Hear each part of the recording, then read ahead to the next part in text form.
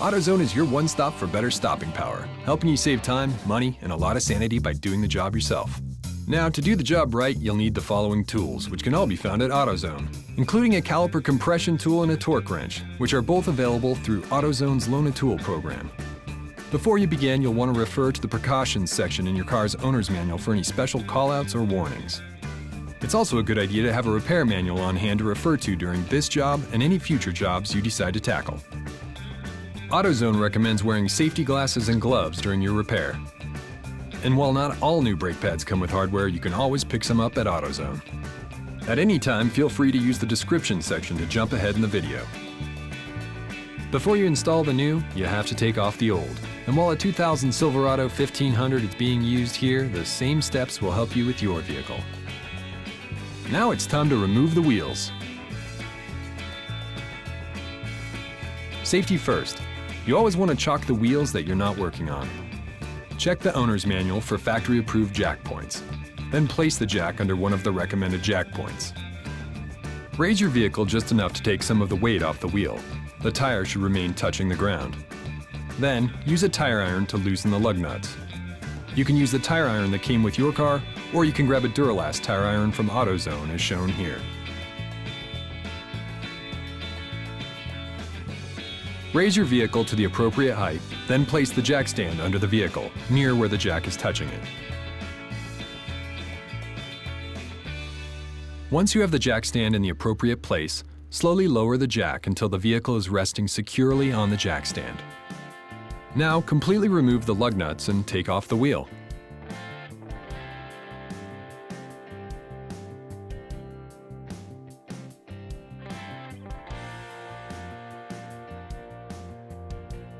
Turning your wheels 45 degrees gives you easier access to your caliper bolts.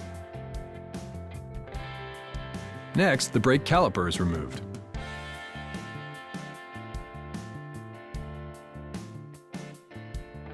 Before the caliper can be removed, the caliper piston might need to be pushed back to clear the rotor, and a flathead screwdriver or an angled pry bar tool is all you need. Next, remove the two caliper bolts from the back of the caliper. Most calipers last over 200,000 miles, but signs of brake fluid leaking, heavy rust, or piston binding could mean it's time to replace them. It's a good idea to inspect for signs of a problem during every brake job.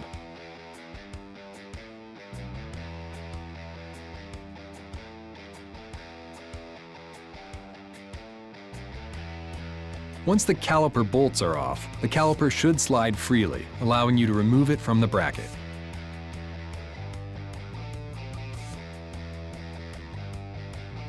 It's a good idea to hang the caliper out of the way with a hanger or bungee cord to keep the brake line safe and free from any stress or tension.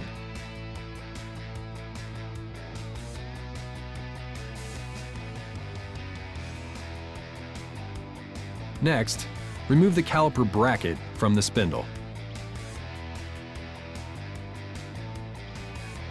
If the caliper bracket bolts are showing wear or rust, spraying on some penetrating oil or some brake cleaner will help with the removal.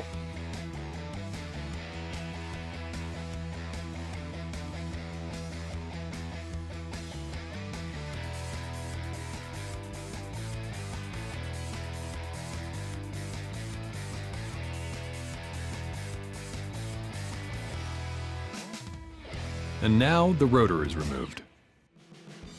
This is fairly easy, but if the rotor is stuck, some brake cleaner and a couple hits with your dead blow hammer should do the trick. And now's a good time to compress the caliper piston. On this particular vehicle, you'll notice the caliper has two pistons that need to be compressed. And a caliper compression tool is going to make life easier, and you can borrow one from AutoZone, saving you from buying one or asking the neighbor for theirs. First, you'll want to compress the caliper piston that's farthest away from the bleeder valve. This helps ensure no brake fluid gets trapped inside the caliper piston. You want to keep the bleeder valve facing up to prevent air from getting in. Then, use your 10mm socket wrench to open the bleeder valve. This is what allows the brake fluid to come out. You'll want to use a brake bleeder kit or a drain pan to catch the brake fluid. Use the caliper compression tool to compress the piston until it stops, and then wait until all of the air bubbles have come out. Now, tighten the bleeder valve. and then you can compress the other piston.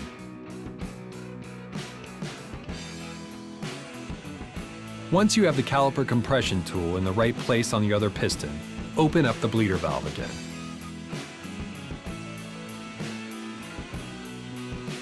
Now compress the second piston until it stops.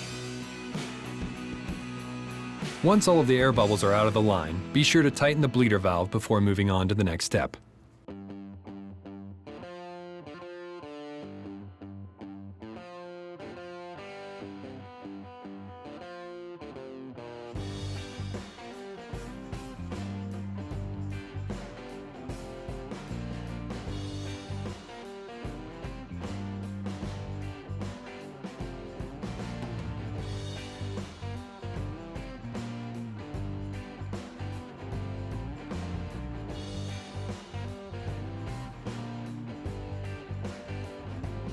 And now's a good time to remove your old brake pads and hardware, which should be easy.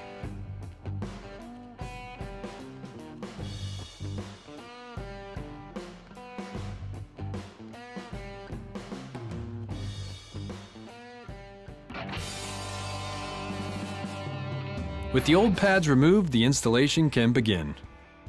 Whenever installing new rotors, first you'll want to clean them by spraying them with brake cleaner, then wiping them with a shop rag. This removes the protective coating that comes on all new rotors and any dirt or debris that may have been picked up along the way.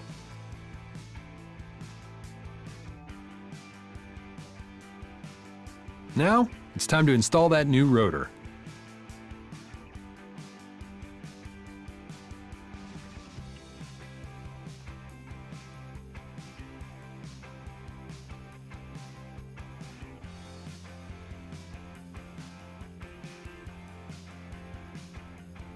Be sure to clean away any dirt or debris from the caliper bracket before installing new hardware and brake pads. Now, install the new brake pad hardware.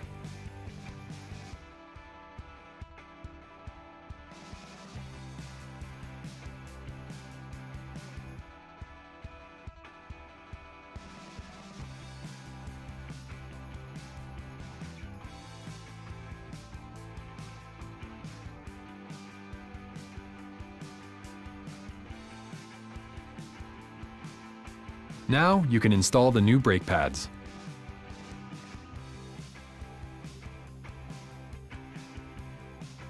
Now you'll want to apply brake caliper grease to your brake pads where the pads fit into the hardware. But also make sure not to get any grease on the side of the pad that contacts the rotor.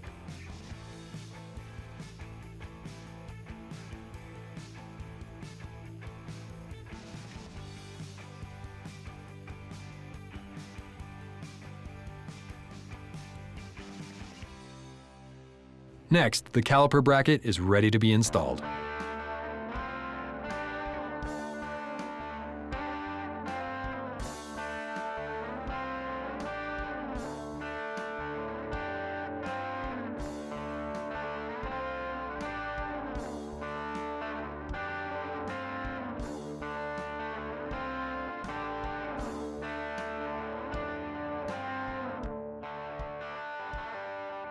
Be sure to tighten the caliper bracket bolts to the recommended torque specifications.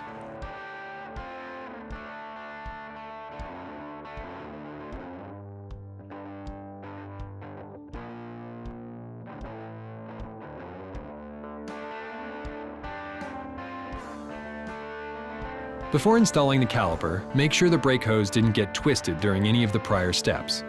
The brake hose should be free of any loops or twists once installed. A twisted brake hose can obstruct the hydraulic fluid from applying pressure to the caliper. Before you reattach the caliper, it's a good idea to apply some brake caliper grease to the places that contact the back of the brake pads.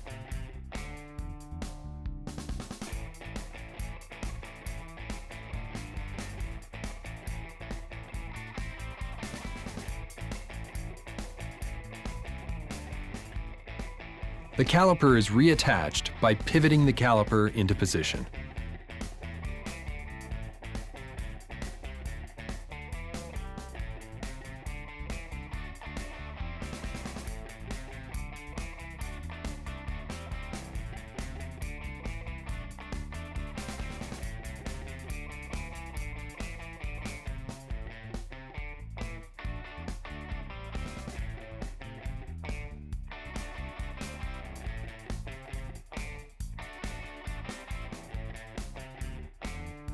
Now you can tighten the caliper bolts to the right specifications, which can be found in the repair manual.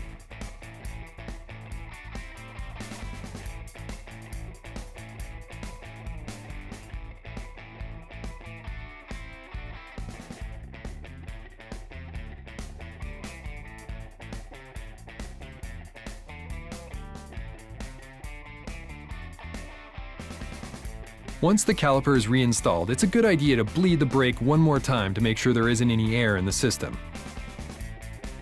Then, tighten the bleeder valve with your 10mm socket wrench. Finally, it's time to throw the wheel back on. Be sure to straighten the wheel back out first.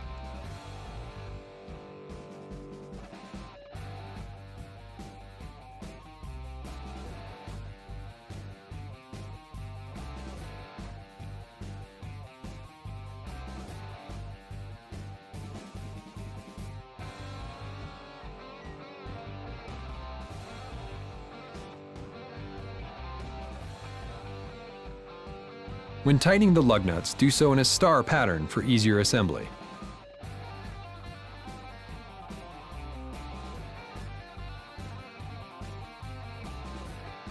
Now you can jack your vehicle back up enough to remove the jack stand.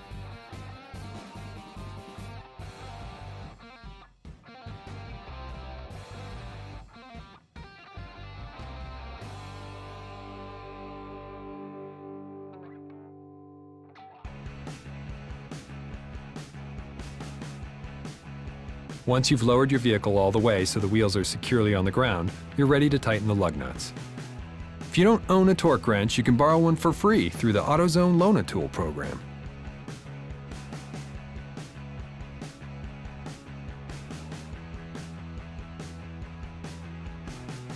With the wheel back on, now you can follow the same steps on the other side of the vehicle. Before the rear brakes can be installed, the old ones need to be removed, and you'll want to refer to the precautions section in the owner's manual before you begin. Next, this is where the wheels come off, but that's a good thing so long as you have the right tools. Safety first. You always want to chalk the wheels that you're not working on. Check the owner's manual for factory-approved jack points. Then place the jack under one of the recommended jack points. Raise your vehicle just enough to take some of the weight off the wheel. The tire should remain touching the ground. Then, use a tire iron to loosen the lug nuts. You can use the tire iron that came with your car, or you can grab a Duralast tire iron from AutoZone as shown here.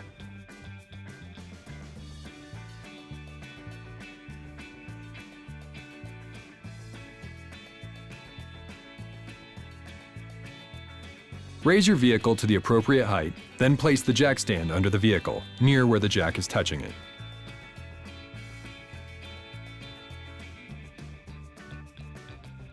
Once you have the jack stand in the appropriate place, slowly lower the jack until the vehicle is resting securely on the jack stand. Now completely remove the lug nuts and take off the wheel.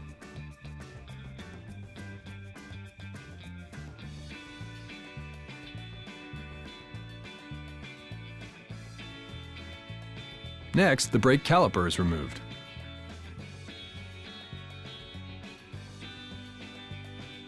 Before the caliper can be removed, the caliper piston might need to be pushed back to clear the rotor, and a flathead screwdriver or an angled pry bar tool is all you need.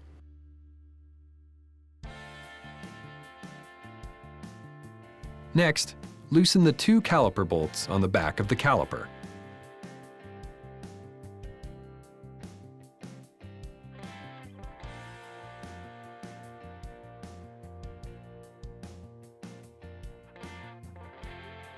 This particular vehicle has a dual piston floating caliper with a rotor hat type parking brake, so you'll need to use pliers while removing the caliper bolts.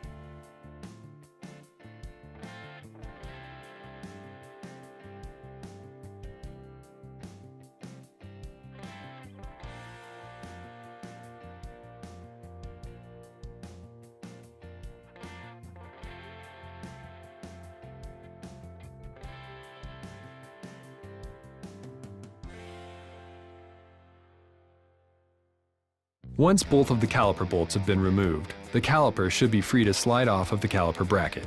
It's a good idea to set the caliper out of the way or use a hanger or bungee cord to keep the brake line safe and free from any stress or tension. Now it's time to remove the caliper bracket. If the caliper bracket bolts are showing wear or rust, spraying on some penetrating oil or some brake cleaner will help with the removal. Start by removing the 2 caliper bracket bolts.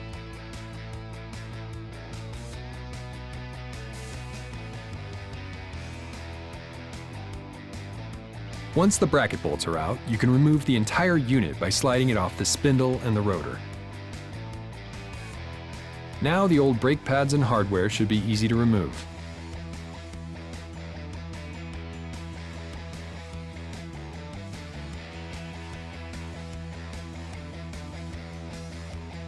And now, with everything removed, it's a good time to compress the caliper piston. You want to keep the bleeder valve facing up to prevent air from getting in, and try to make sure no brake fluid gets on any painted surfaces. A caliper compression tool and an old brake pad will make life easier and help protect against damaging the caliper.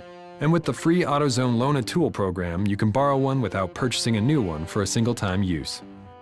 Some bleeder valves may have a small dust cap to protect the valve. Make sure to remove the valve cap first. Then, use your 10mm socket wrench to open the bleeder valve. This is what allows the brake fluid to come out. You'll want to use a brake bleeder kit or a drain pan to catch the brake fluid. Use the caliper compression tool to compress the piston until it stops. Then wait until all the fluid is done coming out.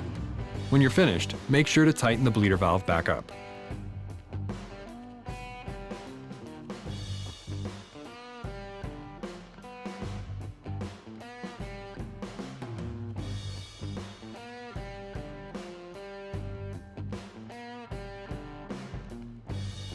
And now the rotor is removed. This is fairly easy, but if the rotor is stuck, some brake cleaner and a couple hits with your dead blow hammer should do the trick. Now that the rear brake pads and rotor are fully removed, you're that much closer to putting on your new rear pads. First up is cleaning your new rotors. Whenever installing new rotors, first you'll want to clean them by spraying them with brake cleaner, then wiping them with a shop rag. This removes the protective coating that comes on all new rotors and any dirt or debris that may have been picked up along the way. Alright, it's time to put that new rear rotor on. You might also want to use a brake shoe measurement caliper to adjust the parking brake shoes to the proper specifications before you install the rotors.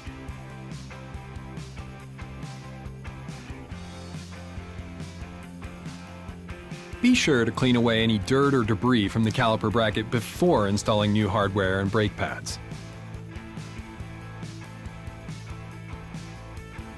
Once cleaned, the caliper bracket is ready for action.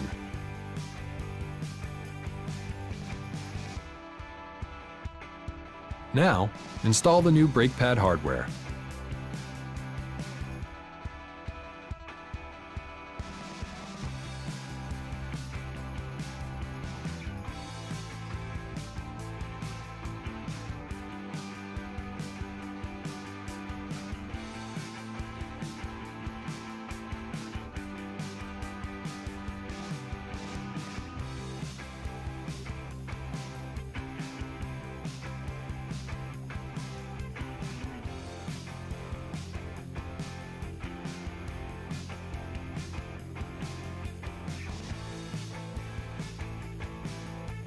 Once the new brake pad hardware has been properly installed, it's time to reinstall the caliper bracket.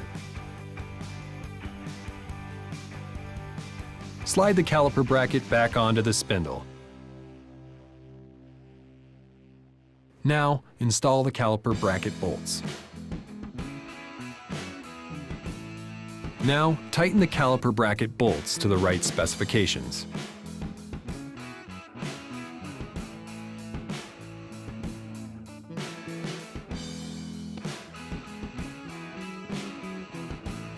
Now you can install the new brake pads.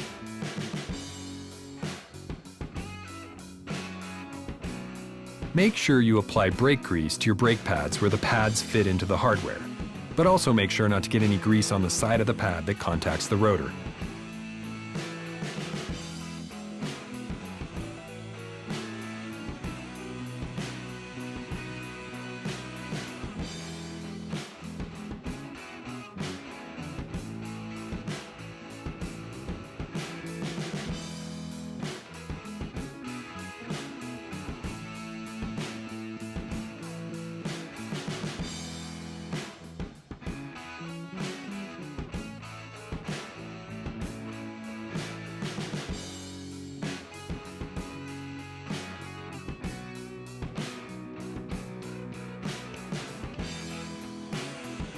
Before you reattach the caliper, it's a good idea to apply some brake caliper grease to the places that contact the back of the brake pads.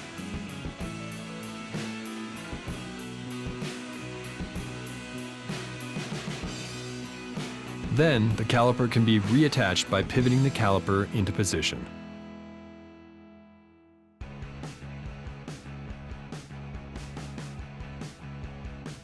And now you're ready to reattach the caliper bolts. It's also a good idea to grease the caliper bolts if they need it. Now you can tighten the caliper bolts to the right specifications, which can be found in the repair manual.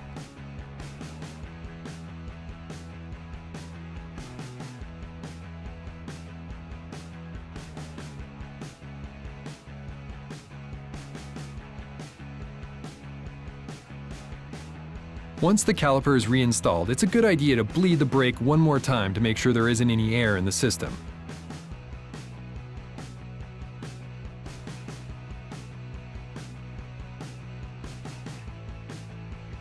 Then, tighten the bleeder valve with your 10mm socket wrench.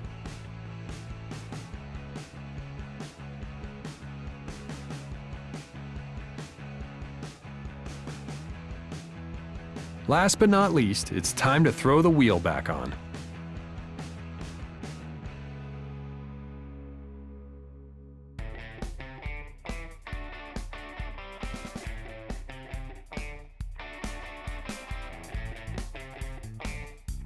When tightening the lug nuts, do so in a star pattern for easier assembly.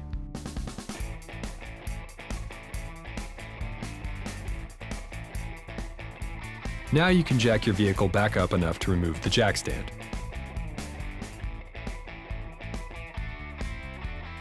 Once you've lowered your vehicle all the way so the wheels are securely on the ground, you're ready to tighten the lug nuts.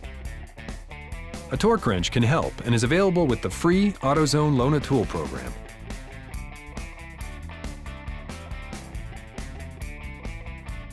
Now that you've finished this side, you can follow the same steps on the other side.